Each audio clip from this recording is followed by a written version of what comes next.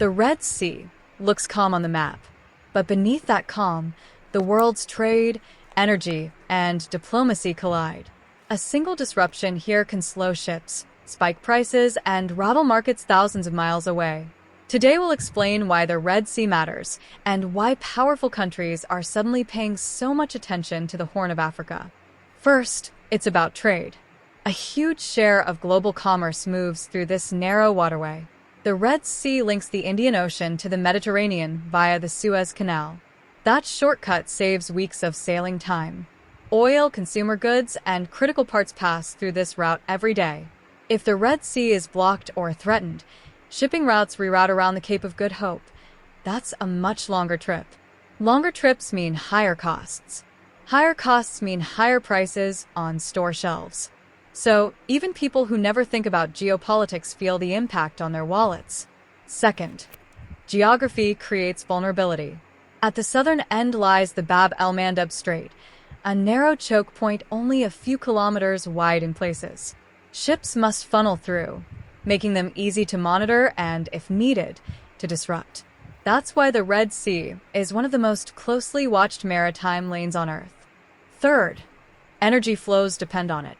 Oil and gas shipments from the Gulf to Europe and beyond frequently use this route. Disruptions can tighten energy supplies and raise global prices quickly.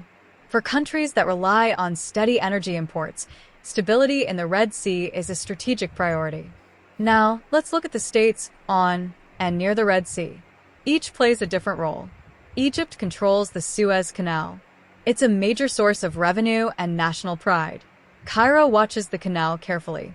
Any instability nearby threatens the country's economy. Saudi Arabia sits along the Red Sea's eastern shore. Riyadh has big trade and tourism plans for the coast. The kingdom wants secure sea lanes for its exports and investments. Yemen sits on the southern edge, and it's a central problem. Years of civil war have made the area around the Bab el-Mandeb fragile. Groups like the Houthis have attacked ships and threatened shipping lanes in recent years. When instability in Yemen increases, the whole route feels the consequences.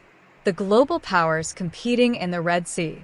The United States has long seen safe sea lanes as central to global trade and security. American naval patrols and partnerships aim to deter piracy and protect commercial shipping. Washington works with regional states to maintain open navigation and to coordinate responses to threats. China is a newer, but rapidly growing presence. Beijing established its first overseas military base in Djibouti. China's investments in ports and infrastructure across the Red Sea region serve both economic and strategic goals. Protecting its trade routes and investments is a priority. Regional powers matter too. The United Arab Emirates and Saudi Arabia are investing heavily in port infrastructure and logistics. The new security threats first: militant attacks. Some armed groups have targeted commercial vessels. Attacks on ships cause insurance costs to spike. They slow down shipments and increase shipping companies' operating costs, costs that eventually trickle down to consumers. Second, piracy. Piracy off the Horn of Africa was a major menace a decade ago. International naval efforts reduced the worst of it, but the underlying conditions remain. Where there is political instability and poverty, criminal networks can reemerge. Finally, economic weaponization. Cutting or threatening a major trade route is a powerful lever.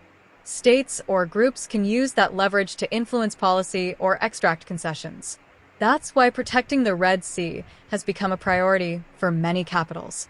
What this means for Africa, there's a clear upside: opportunity. Ports and logistics hubs create jobs and draw investment. Countries that develop secure ports can become regional trade centers. Look at Djibouti, or planned port projects in Sudan and Somalia. These locations attract business because of their geography. But there are risks. When foreign powers invest heavily, politics can follow money. Local leaders may face pressure to align with the priorities of their investors. That can limit policy options and, in some cases, undermine sovereignty. There's also the risk of becoming a battleground for external proxies. If outside powers compete through local allies, the region can face longer-term instability. What happens next in the Red Sea will depend on a few factors. First, regional stability. If Yemen's conflict eases and coastal states build resilient institutions, the route becomes safer and more prosperous. Second, cooperation between powers. Joint patrols, shared intelligence, and diplomatic mechanisms reduce the risk of dangerous misunderstandings. When navies and governments coordinate, the sea lanes become more secure. Finally, economic diversification. Ports create value when paired with manufacturing, storage, and regional trade agreements. That moves countries up the value chain, from mere transshipment points to hubs of production and commerce. Conclusion: the Red Sea is quiet on the map, but it is anything but calm in practice. It's a strategic artery. It's a prize. Stability here matters not just for nearby states, but for the global economy. The world's major powers know that. That is why they are present, why they invest, and why they watch closely. So next time you hear about a ship attacked or a new base announced, remember this. It's not just a local story.